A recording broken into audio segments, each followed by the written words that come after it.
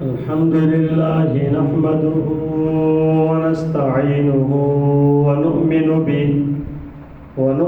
به ونتوكل عليه ونعوذ بالله من شرور أنفسنا ومن سيئات أعمالنا من يهده الله فلا مضل له ومن يضلل فلا هادي له ونشهد أن لا إله إلا الله وحده لا شريك له ولا وزير له ولا ند له ولا مثل له ولا مثال له ونشهد أن سيدنا وسندنا وحبيبنا وحبيب ربنا وطبيبنا وطبيب قلوبنا سيدنا محمد صلى الله عليه وسلم أرسله الله تعالى إلى كافة للناس بشيرا ونذيرا وداعيا إلى الله بإذنه وسراجا منيرا أما بعد فأعوذ بالله من الشيطان الرجيم بسم الله الرحمن الرحيم يا أيتها النفس المطمئنة ارجعي إلى ربك راضية مرضية فادخلي في عبادي وادخلي جنتي صدق الله العظيم وبلغنا رسوله النبي الأمي الكريم ونحن على ذلك من الشاهدين والشاكرين والحمد لله رب العالمين اللهم صل على سيدنا محمد وعلى آل سيدنا محمد وبارك وسلم اللهم صل على سيدنا محمد وعلى آل سيدنا محمد وبارك وسلم اللهم صل على سيدنا محمد وعلى آل سيدنا محمد وبارك وسلم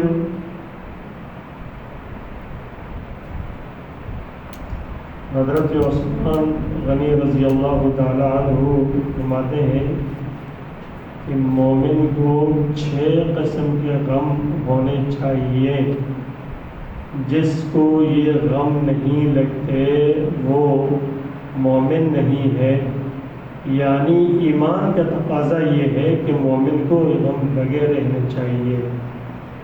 ان 6 غموں میں سے 4 غم پہلے بیان ہوئے ہیں، تو جس میں اہل و عیال اللہ کے ذکر سے غافل نہ کر دے، دنیا آخرت سے غافل نہ کر دے، شیطان اعمال کو برباد نہ کر دے، اور کرامن کاتبین کہیں نافرمانی نہ نکلے۔ یہ 4 باتیں تفصیل سے ہر جمعے ایک جمعے بیان ہوئی۔ آج جو بیان کرنی ہے وہ یہ ہے کہ موت کہیں غفلت میں نہ آ جائے، موت غفلت میں نہ آ جائے۔ یہ بات ہم اچھے طریقے سے سمجھ سکتے ہیں کہ جب انسان کسی چیز کی اہمیت اس کے دل میں ہوتی ہے نا، اور اس کو کوئی کسی چیز کا انتظار ہوتا ہے تو وہ بیدار رہتا ہے، اس سے غفلت نہیں کرتا۔ مثلا ہم دیکھتے ہیں کہ کہیں ہمیں سفر پہ جانا ہے اور ہم نے ہمارا ٹکٹ ہوا ہے، سیٹ کنفرم ہے، ٹائم موجود ہے، وقت فلانا ٹائم پہ جانا ہے، وہ دن تو ابھی 2-3 دن بعد میں آئے گا، لیکن پہلے سے اسی کا تذکرہ، اسی کے لیے تیاری کہ یار فلانے ٹائم پہ ہم نے سفر کرنا ہے۔ اس سفر پہ جو دور کا سفر ہے، جتنے دور کا سفر ہے تو اس کے لیے اتنی زیادہ انسان جو ہے تیاری کرتا رہتا ہے اور تیار رہتا ہے، یار میری فلانے ٹائم پہ فلائٹ ہے، اور پھر بتاتا بھی رہتا ہے کہ بھائی میں بزی ہوں، مصروف ہوں، میں نہیں فلانے کاموں میں نہیں، کس لیے کہ میری فلائٹ ہے فلانے ٹائم پہ۔ تو اب یہ چیزیں دوسروں کے سامنے بھی آتی رہتی ہیں۔ اللہ تبارک و تعالیٰ نے انسانوں پر کرم کیا کہ انسانوں کے اوپر موت کو یعنی چھپا کے رکھ دیا۔ اگر موت کو یوں ظاہر کر دیا جاتا نا تو شاید انسان جانے سے پہلے مر جاتا، ٹینشنوں میں، فکر میں کہ فلانے دن میں نے مرنا ہے اور جانا ہے۔ تو اس لیے اللہ کی حکمت ہے ہر بات میں، اللہ نے اس کو بھی چھپا کے رکھ دیا، اور انسانوں کو نہیں معلوم کہ وہ کب مرتا ہے، کہاں مرتا ہے، اس کو اللہ پاک نے جو ہے نا چھپا کے رکھا۔ لیکن اتنی بات ہے کہ یقینی ہے مرنا ہے، یقینی ہے مرنا ہے، موت آنی ہے، اس میں کوئی شک نہیں ہے۔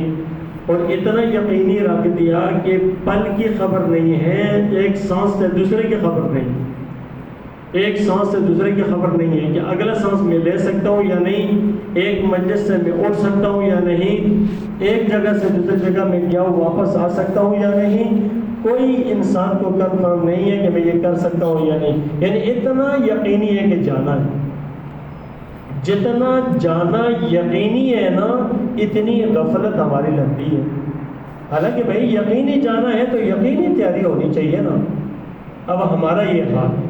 اسی لیے تو آپ صلی اللہ علیہ وسلم تو فرماتے تھے کہ تم کثرت سے موت کو یاد کرو، اکثر الذکر حازم اللذات، اکثر الذکر حازم اللذات، لذتوں کو ختم کرنے والی چیز کو کثرت سے یاد کرو۔ اور کیا ہے کہ لذتوں کو ختم کرنے والی؟ فرمایا موت، مرنا اور انسان کا بوسیدہ ہو جانا۔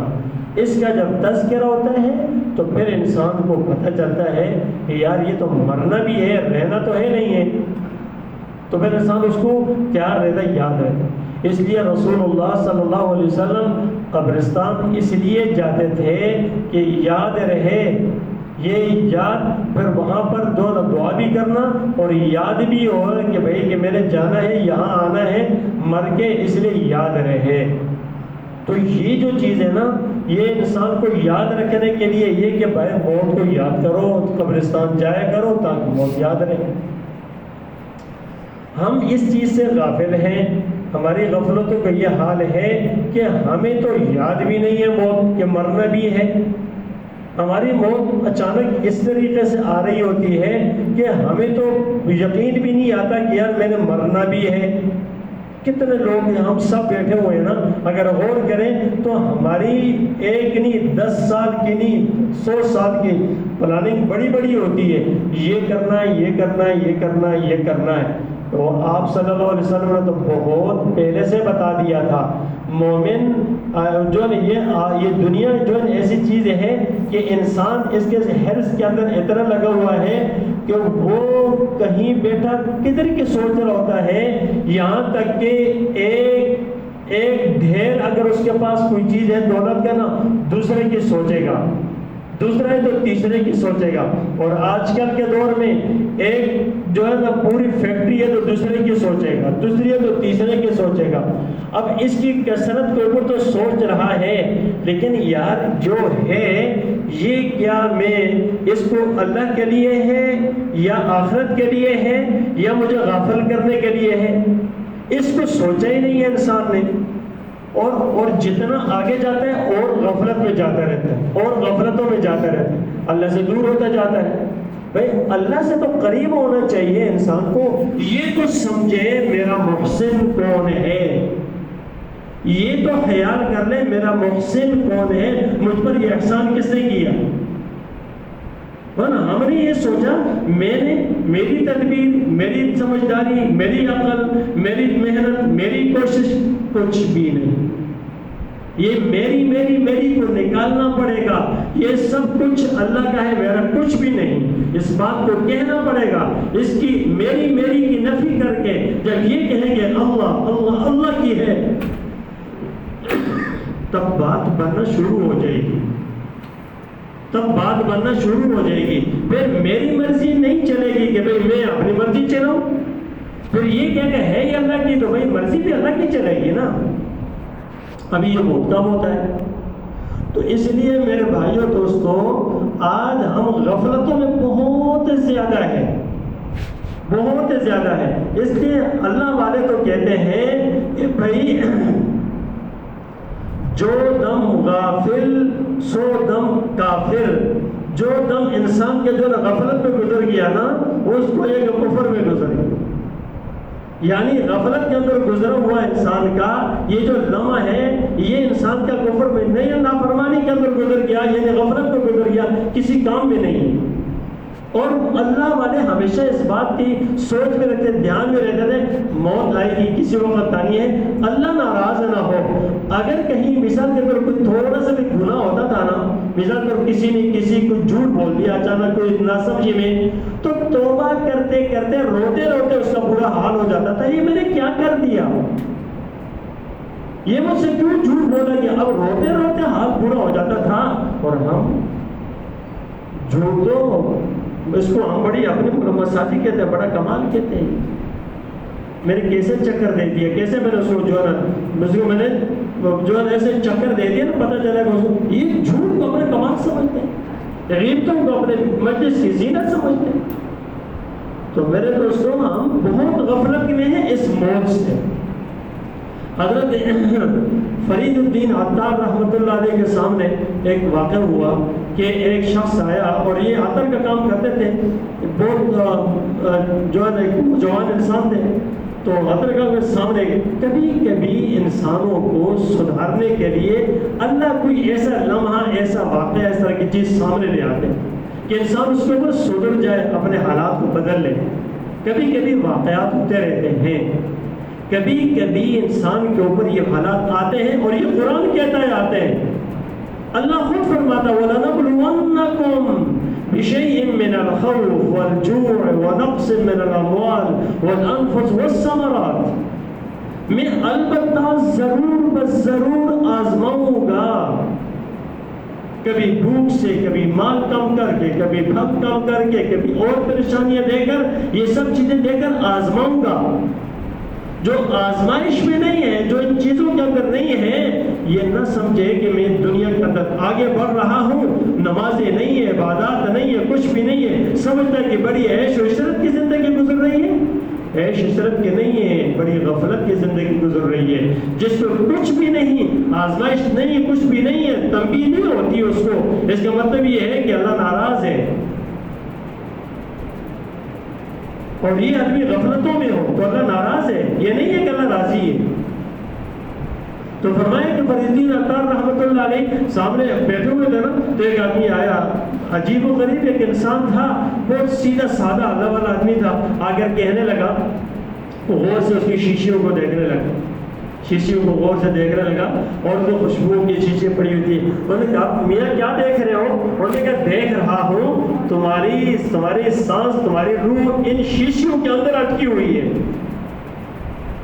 اور یہ کیسے نکلے گی اس سے؟ تو اب اس کو جوان تھا، اس کو جوش سے لگتا ہے کہ ہاں جس طرح تمہاری نکلے گی میری بھی نکل جائے گی. میاں یہ کیسی باتیں کرتے ہو؟ یہ عام سا جواب ہوتا ہے، جیسے تمہاری نکلے میری بھی نکل جائے گی. اس نے کہا اچھا میری کیسے نکلے گی؟ کپڑے پاس پڑے ہوئے تھے، نیچے کپڑا ڈالا، اوپر بیٹھ گیا، کہا لا الہ الا اللہ محمد الرسول اللہ، میری یوں نکلے گی. اور لا الہ الا اللہ کلمہ پڑھ کر دم صاف ہو گیا اور روح نکل گئی. یہ ایک واقعہ تھا جو ان کی زندگی کو بدلنے کے لیے سوچ میں لگ گیا یار یہ کیا ہوا، دیکھو تو مر چکا. اب اس طرح کے واقعات اللہ تبارک تعالیٰ کراتے ہیں دنیا کے اندر، تاکہ انسان کسی نہ کسی وقت کہتے ہیں وہی زندگی بدلی اس کی. اور فرید الدین عطار رحمۃ اللہ علیہ وہ عظیم انسان اللہ کے ولی بنے. تذکرۃ الاولیاء بڑی کتاب لکھی انہوں نے، اور اللہ کے ولی بن گئے. ایک چھوٹے سے واقعے سے ایسی اس کی زندگی بدل گئی.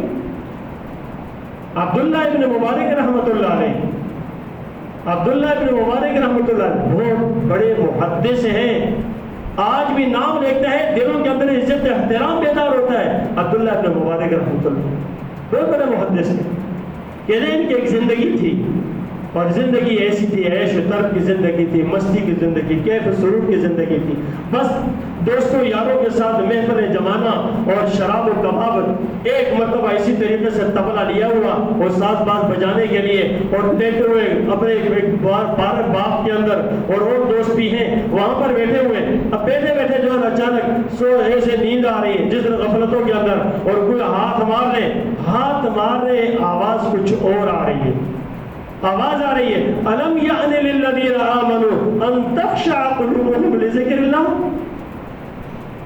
عربی جانتے تھے کیا اب بھی وقت نہیں آیا کہ تمہارے دل اللہ کے ڈر سے جو ڈر جائیں، اور ڈر جائیں تمہارے دل؟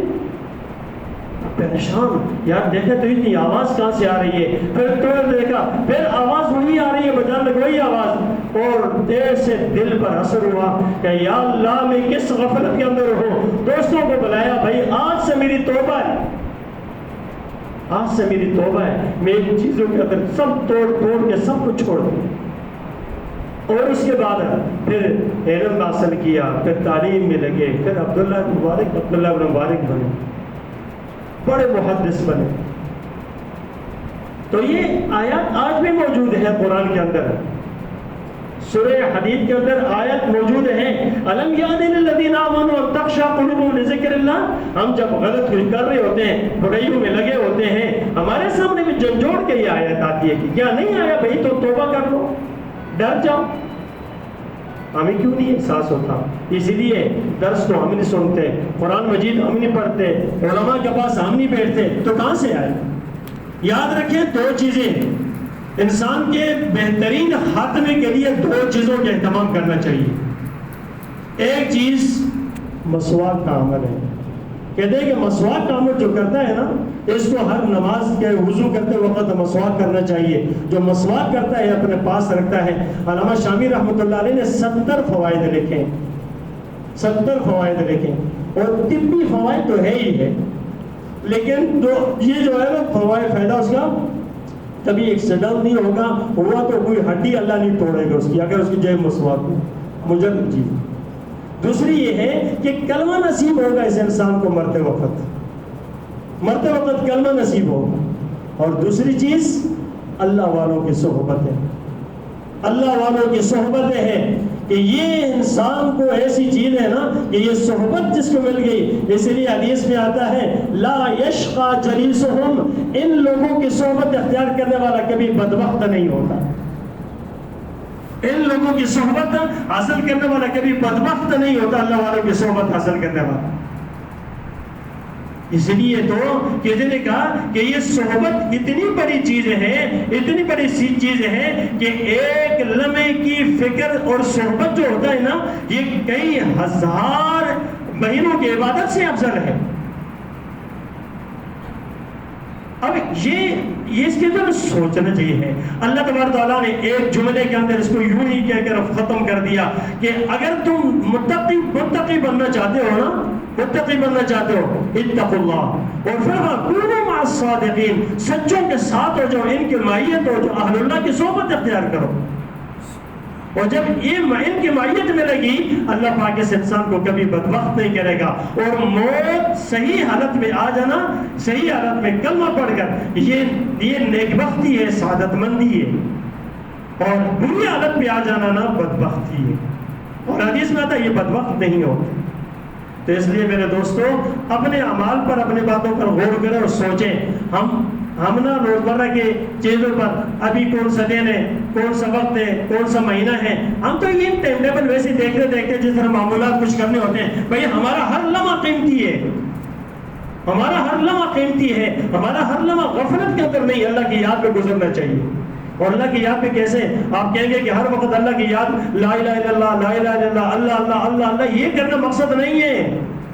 اللہ کی یاد کا مقصد یہ ہے 24 گھنٹے کی زندگی کوئی شریعت کے خلاف نہ ہو، 24 گھنٹے کی زندگی جو بھی عمل کریں سنت کے مطابق، یہ دو چیزیں ہیں سنت کے مطابق۔ 24 گھنٹے کی زندگی اللہ کی شریعت کے خلاف ہو، شریعت کے مطابق ہو اور سنت کے مطابق ہو ہمیشہ ہر کام، یقیناً یہ اللہ کی یاد میں. جس نے صبح کی نماز پڑھی نا، حدیث میں آتا ہے ظہر کی نماز پھر پڑھتا ہے، یہ سارا وقت اس کا عبادت میں گزرتا ہے، حدیث میں آتا ہے. اور اس کے بعد اس کے شام پھر رات تک، پھر فجر کی نماز، مغرب عشاء کی نماز پڑھی، حدیث میں آتا ہے یہ فجر کی نماز بھی جماعت کے ساتھ پڑھتا ہے اور عشاء کی بھی پڑھتا ہے، پوری رات اس کو عبادت کا ثواب ملتا ہے، پوری رات عبادت کا ثواب ملتا ہے. اب دیکھو نا، اس نے عشاء کی نماز اور فجر کی نماز جماعت کے ساتھ پڑھی، پوری رات عبادت کا ثواب، یعنی دیکھو نا یہ عبادت میں گزرا نا. اب اللہ کتنی قدر کرتا ہے بندے کی، ہم اس سے غافل نہ ہو. بس اللہ تبارک تعالیٰ ہمیں اس بات کی فکر نصیب فرمائے کہ ہماری موت غفلت میں نہ آئے. اللہ اپنی یاد ہمیشہ ہمیں دائمی طور پہ نصیب فرمائے.